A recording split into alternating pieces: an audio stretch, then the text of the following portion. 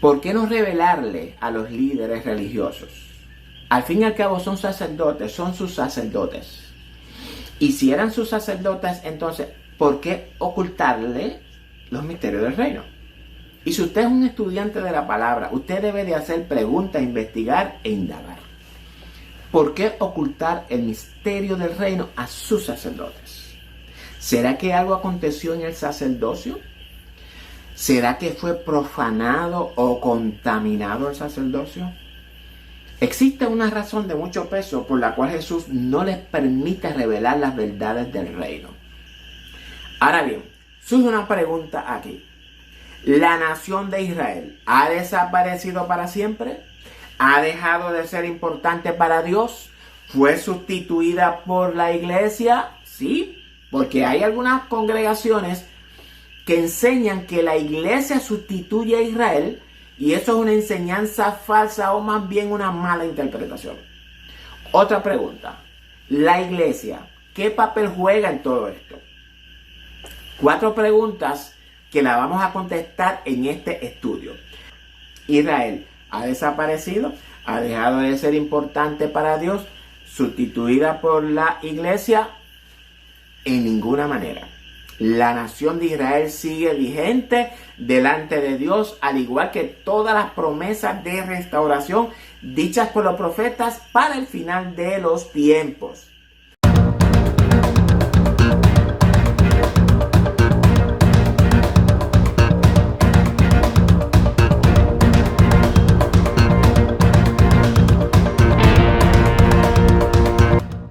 Antes que el pecado tomara su rol en el mundo, Adán tenía el privilegio de disfrutar libremente de una relación con su Creador.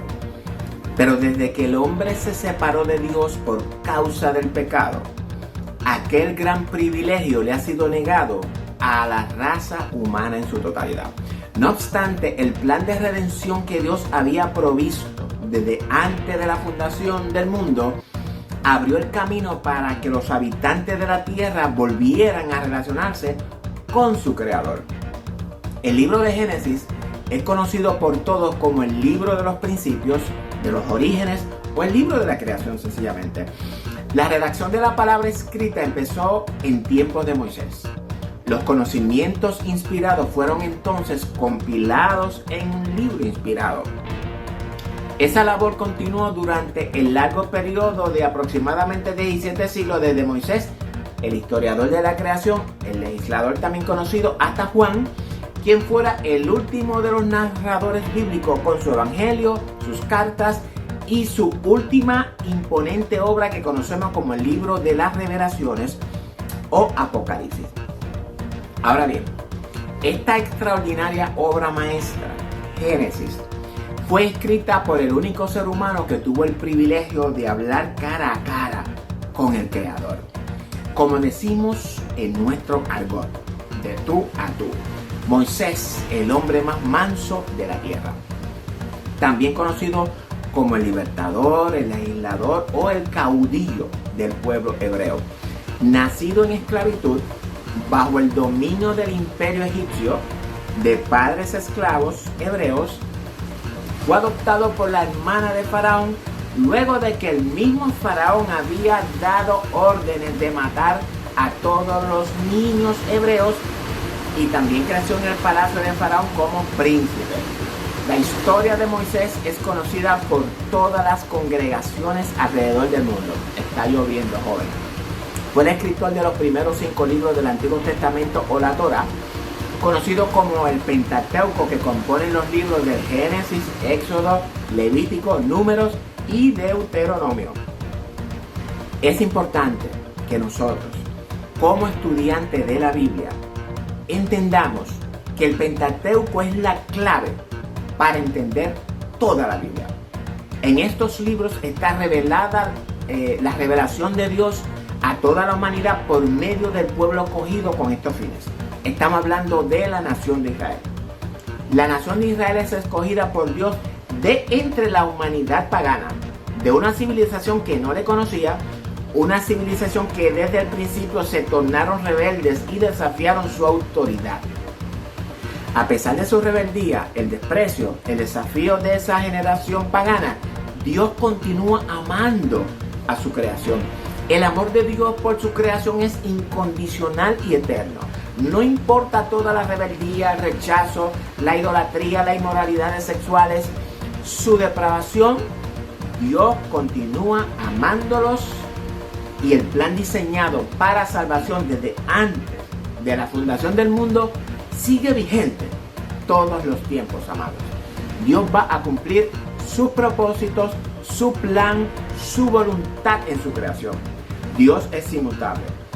Dios no cambia. Es el mismo ayer, hoy y siempre. Dios no cambia, pero su objetivo principal es cambiar la desobediencia humana a la obediencia. Eso sí, Dios quiere bendecir a toda la humanidad, amados. Dios escoge a un hombre de este mundo pagano. Ese hombre es revelado en la Biblia como Abraham.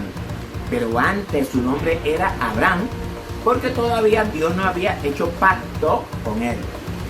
Ahora bien, ¿de dónde sale Abraham? O Abraham sale de Ur de los Caldeos, es decir, de la tierra conocida como Babilonia. No quiere decir que Abraham es de origen babilónico, es decir, de la simiente de Cus. Abraham es de la simiente de Sem, simientes diferentes, amados. Pero moraba en Babilonia, al igual que muchos de nosotros morábamos en Babilonia y el Señor nos llamó a salir de ella. Abraham es un personaje muy prominente en las Escrituras. Es por esta razón que es necesario que conozcamos a este gran hombre que fue llamado amigo de Dios. Para conocer a fondo a este personaje bíblico, es necesario ir a su ascendencia genealógica. Aunque yo sé que a muchos en nuestras congregaciones no nos enseñan la importancia que tienen las genealogías. Es mi deber decirle que sin las genealogías nunca podremos entender el propósito, el plan y la voluntad de Dios para nosotros, amados. Así de importante es conocer la genealogía o las descendencias. El tema de esta serie de estudios bíblicos la he titulado La Salvación, una historia de amor. Bienvenidos a Biblia Estudio TV, tu instituto bíblico virtual. Soy Víctor Cáceres, tu hermano en Cristo. Lo prometido es deuda. Hace algunos meses prometí este estudio bíblico acerca de la salvación. Y luego de semanas trabajando duramente en él, gracias al Señor ya tenemos los primeros capítulos. Una historia de amor a favor de toda la humanidad. El objetivo principal de este estudio es primeramente glorificar a Dios por medio de este estudio y que usted como iglesia entienda, comprenda, desarrolle una buena conciencia acerca de la salvación. ¿Por qué Cristo lo salva? ¿Cómo lo salva? ¿Y para qué lo salva? Esto es bien importante. Estas tres preguntas serán contestadas a lo largo de este estudio inductivo y profundo. Hoy damos inicio con el primer capítulo, Introducción a la Salvación, una historia de amor. Les pido por favor que deje de hacer lo que está haciendo e invierta el tiempo de vida que Dios le ha dado para invertir en el reino. Su tiempo es oro. Dios va a pedir cuenta acerca de ese tiempo que Él le ha dado para su gloria. Si escucha un ruido en el fondo, es la lluvia. Traté de grabar el momento donde no hubiera lluvia, pero me sorprendió. Les pido excusas a todos, pero la lluvia no está en mi control. Antes de continuar con este extraordinario estudio bíblico profundo acerca de la salvación, lo primero que tenemos que comprender es un hecho de importancia fundamental porque significa romper con los actuales puntos de vista de la ortodoxia. En otras palabras, romper con el esquema o la estructura que la teología nos ha formado en la mente o nuestros paradigmas teológicos. Existe una verdad fundamental, amados, en la Escritura, y es que ningún escritor bíblico ni Jesús enseñaron teología. Yo sé que muchos se van a sorprender al comprobar que todas las teologías de nuestras congregaciones son invenciones humanas, nacidas en las mentes de sus autores, impuestas a la Biblia desde afuera. No existe ningún sistema teológico que se haya hallado en la Escritura, en la Biblia. La Biblia no enseña acerca de diferentes escuelas de interpretaciones teológicas, pensamientos teológicos o de posturas teológicas. La verdad absoluta de Dios difiere de la teología de los hombres. La Biblia es un libro que nos enseña verdades, principios de vida para el ser humano. Nos revela lo oculto de la vida que no conocemos en cuanto al origen del pecado. Y también nos enseña a cómo liberarnos de ese pecado que nos mantiene cautivos y culmina con nuestra salvación. Si se me queda algún punto, tranquilo, Dios me lo mostrará en el camino y lo compartiré con usted. La Biblia no es un libro de teología, amados. Si vamos a definir la teología, podemos decir que es una invención de un grupo de personas honestas que sintieron la necesidad de una explicación intelectual de la vida, y este grupo creía firmemente que la Biblia es una revelación de Dios al hombre, el cual ciertamente lo es, y llegaron a la conclusión de que tanto la explicación intelectual como la revelación de Dios, una debía de encontrarse dentro de la otra. Y luego podríamos decir que en una manera inconsciente se pusieron a buscar aquello que querían encontrar y lo encontraron. Pero a este grupo de personas se le olvidó que esa palabra de Dios fue inspirada por el Espíritu Santo. Y por tanto, Él es el único que nos la puede interpretar. Guía del Espíritu y no guía intelectual. Y me disculpan, ¿verdad?, todos los teólogos del mundo. No tengo algo en contra de la teología. Yo también estudié 3 años de teología. Sin embargo, no me ha servido de mucho. Respeto todos sus títulos, diplomas, medallas, maestrías en divinidades, teologías en X o Y universidad. Si los títulos son de bendición para usted, aprovéchelos y úselos para bendecir a la iglesia, no para perturbar la verdad de Dios. Todo eso, en lo personal, al igual que Pablo, lo tengo como basura. Toda la información que traigo está sustentada por la palabra de Dios, por la verdad absoluta. Nada es invención propia. Les exhorto a todos que si en verdad están interesados en conocer a profundidad su salvación, de qué o por qué Dios los salvó, cómo los salvó y para qué los salvó, entonces es necesario disponer de una mente objetiva. Ponga todas sus doctrinas teológicas preconcebidas a un lado. Quítese ese disfraz religioso con el cual sus líderes los han vestido y disponga de un corazón manso y humilde para que pueda digerir la información que voy a compartir con todos ustedes.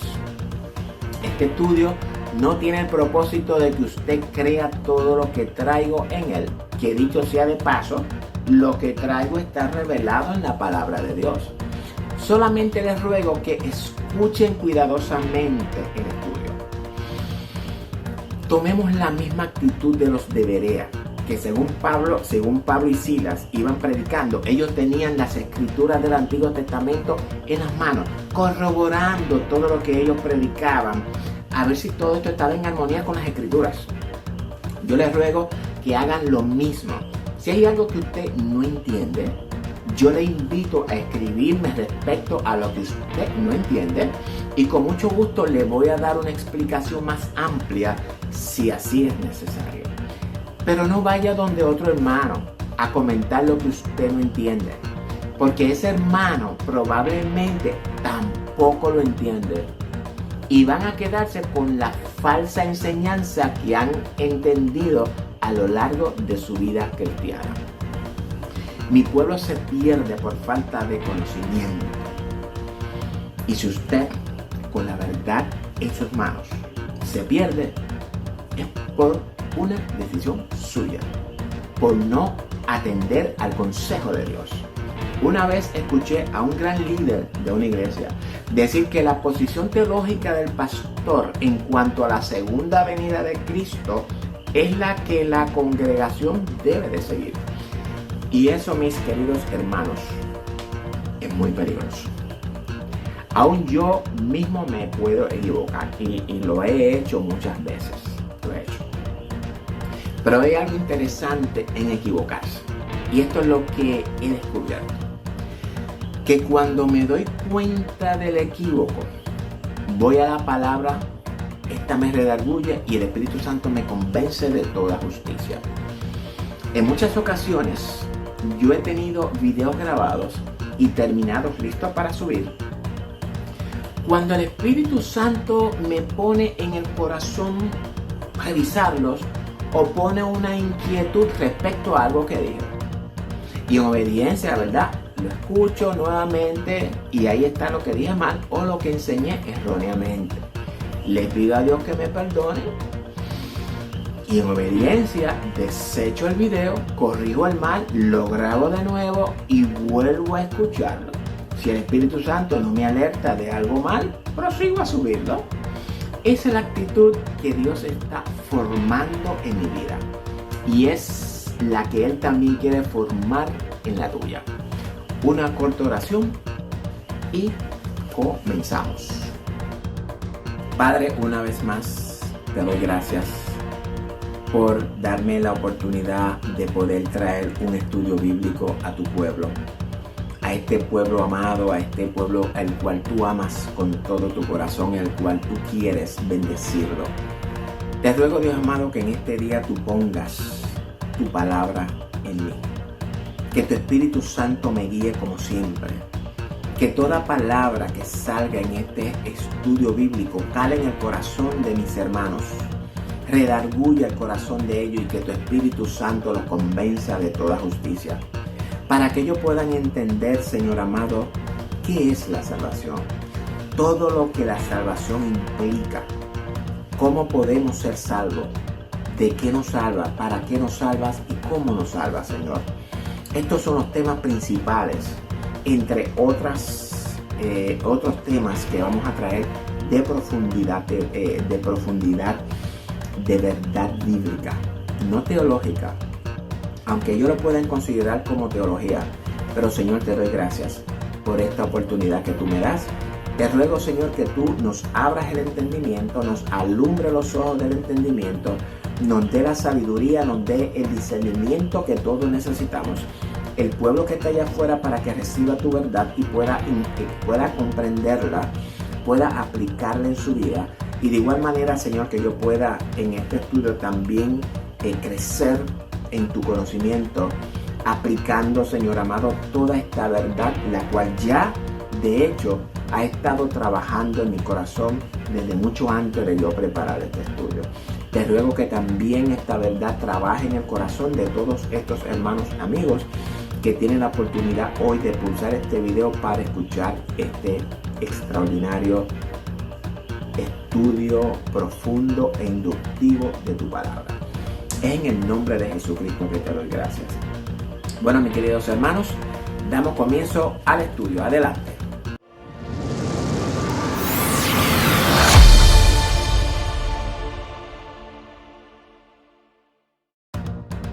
Les voy a rogar encarecidamente que comparte este video con todos sus hermanos en Cristo, sus amistades y sus familiares. Quiero empezar recordándoles que desde la creación hasta hoy solamente han existido dos simientes, dos descendencias o dos especies humanamente hablando. Hablo de la simiente de Adán y de la simiente de Satanás.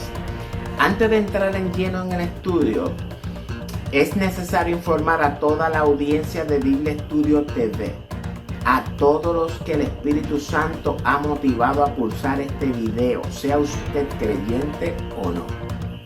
Informarles que en este estudio vamos a descubrir cosas grandes y ocultas que la iglesia en su mayoría no conoce. Si usted es una persona sensitiva a la verdad de Dios, mi consejo es que busque otro canal y entreténgase con la payasería que muchas congregaciones ofrecen. Con todo el respeto que como hermano usted se merece, se lo digo. Usted es adulto, entiende que sabe que sus decisiones en la vida tienen como resultado unas consecuencias. Usted es responsable de sus decisiones. En el libro de Mateo, capítulo 13, nos registra que Jesús hablaba en parábolas para que se cumpliese lo dicho por el profeta. Abriré mi boca en parábolas, declararé cosas escondidas desde la fundación del mundo. Y esas cosas escondidas desde la fundación del mundo son las que Dios nos va a revelar en este estudio. Es decir, que Cristo por alguna razón especial les hablaba en parábola a los líderes religiosos. Y le preguntaron los discípulos, ¿por qué les habla en parábolas? Porque a vosotros es dado saber los misterios del reino de los cielos, mas a ellos no les es dado. Jesús en esta respuesta nos revela a dos grupos de personas, dos simientes, las que mencioné anteriormente. A los que les he dado a conocer el reino y a los que no. Entonces, debemos preguntarnos, ¿por qué no revelarle a los líderes religiosos? Al fin y al cabo son sacerdotes, son sus sacerdotes. Y si eran sus sacerdotes, entonces, ¿por qué ocultarle los misterios del reino? Y si usted es un estudiante de la palabra, usted debe de hacer preguntas, investigar e indagar. ¿Por qué ocultar el misterio del reino a sus sacerdotes? ¿Será que algo aconteció en el sacerdocio? ¿Será que fue profanado o contaminado el sacerdocio? Existe una razón de mucho peso por la cual Jesús no les permite revelar las verdades del reino. Sí, aconteció una profanación o contaminación del sacerdocio. Pero esto lo vamos a ir descubriendo a lo largo de este estudio. Le voy a repetir que por favor, que dispongan de un corazón dispuesto a escuchar la voz del Espíritu. Una mente objetiva, es decir, que despoje su mente de esas doctrinas preconcebidas en su mente, cambie el chip, póngase uno nuevo, quite el disfraz religioso que le han puesto en sus congregaciones y prepárese para que aprenda a desaprender para que pueda aprender. Para que aprendamos a renovar nuestros pensamientos por medio de la palabra del Señor. Y no continuemos dejándonos adoctrinar con teologías humanas conforme a este siglo malo. Necesitamos reprogramar nuestras mentes con la palabra del Señor y de hecho ese es el propósito de la palabra. Reprogramar nuestro paradigma de pensamientos. Dicho esto, entonces procedemos con el estudio. Hoy iniciamos esta serie titulada La Salvación, una historia de amor, capítulo 1. Comparte este video con todos sus amigos, familiares y hermanos de la congregación. La información que se va a revelar en este estudio es relevante para toda la humanidad. Esta información pudiera darle vida si la atiende o darle castigo si la desatiende, amados. Ahora bien, cuando Cristo hizo su aparición en el mundo, es decir, cuando se encarnó en el mundo, solamente había dos grupos de personas. Y dicho sea de paso, hasta hoy solamente hay dos grupos de personas, como dije anteriormente. Estamos hablando de los judíos y los gentiles. Y rápidamente quiero definir quiénes eran los judíos y los gentiles.